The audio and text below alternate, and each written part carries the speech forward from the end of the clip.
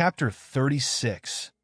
After a long and arduous journey, they successfully reached their destination at the fountain, eliminating a significant number of zombies during their path.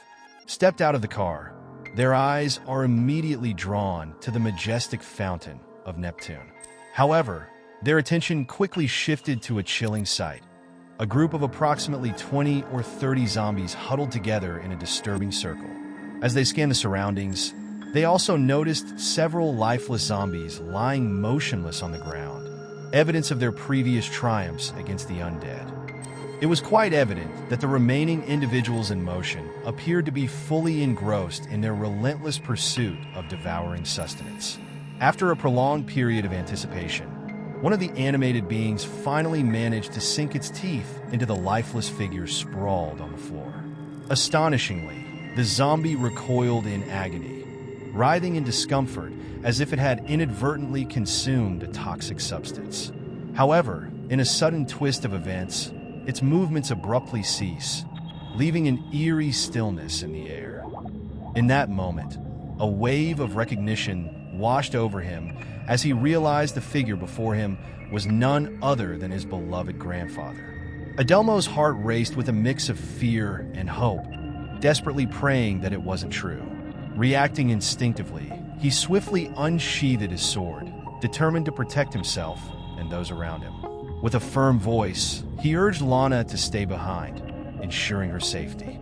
Gathering all his courage, he charged towards his grandfather, aiming precise strikes at their legs, aiming to disable rather than harm. His blade sliced through the air, finding its mark at their knees, hoping to incapacitate rather than cause lasting damage. Blood began to flow profusely from the wounds, splattering some of it onto the ground below. With a swift motion, he started slicing through them, causing the blood to spray even more. Once the area was cleared, he was able to make out the figure at the center of the group. To his horror, he realized it was his own grandfather that they were feasting upon. The overwhelming feeling of grief and anger washed over him as he struggled to contain the urge to cry. The sight of his beloved grandfather being torn apart by these creatures was almost too much to bear.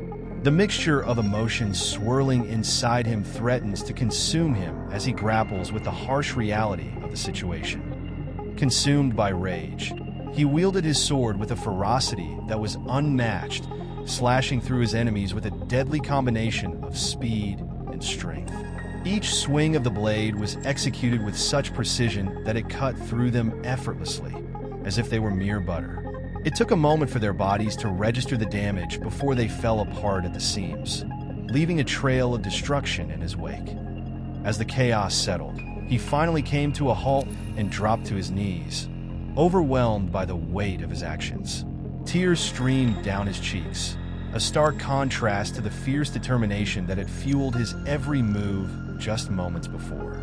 The reality of what he had done began to sink in, leaving him to grapple with the aftermath of his uncontrollable anger. Blood cascaded from the bodies he dissected, flowed like a crimson river, as they slowly disintegrated into fragmented pieces that plummeted to the earth below.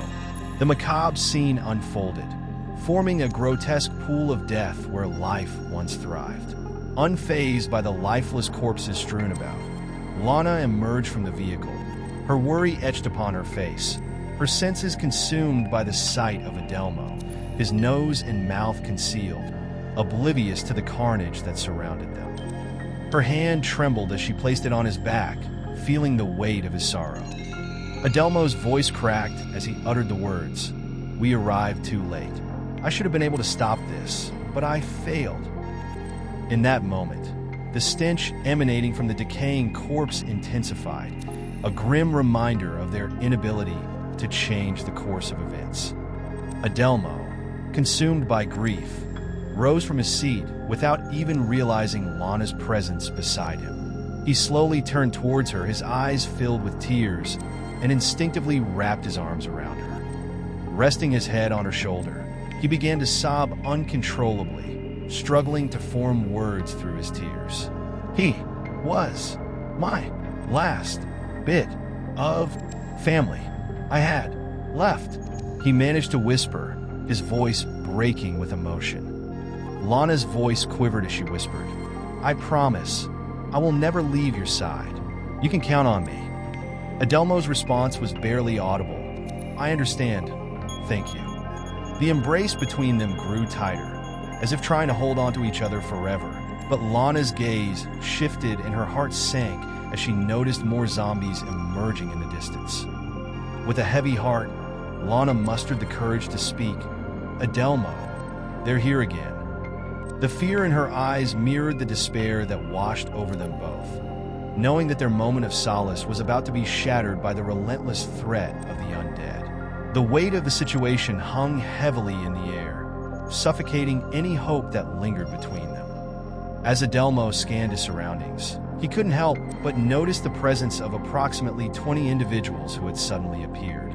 The initial wave of sadness that washed over him quickly transformed into a fiery anger, fueling his determination. Without hesitation, he firmly grasped his sword, readied himself for what lay ahead. Turning to Lana, he issued a protective command, "Stay behind me." With a resolute expression, he rose his gleaming blade, poised to launch a fierce assault against their adversaries. Meanwhile, Lana's gaze shifted downwards, her thoughts filled with empathy for Adelmo's grandfather, silently acknowledging the unfortunate circumstances he found himself in. As she glanced over, she spotted a gleaming sword resting beside her grandfather's lifeless body. Without hesitation, she reached for the weapon, and a strange sensation washed over her, as if the stench of death had vanished, no longer clinging to her senses. The gruesome scene of carnage surrounding her began to blur, fading into the background as a newfound determination to safeguard the innocent took hold of her. The weight of the sword in her hand felt oddly comforting, empowering her with a sense of purpose she had never experienced before. With each step she took, the memories of the bloodshed and chaos seemed to recede, replaced by a singular focus on ensuring the safety of those around her. The realization dawned upon her that she held not just a weapon, but a symbol of protection and strength in the face of adversity.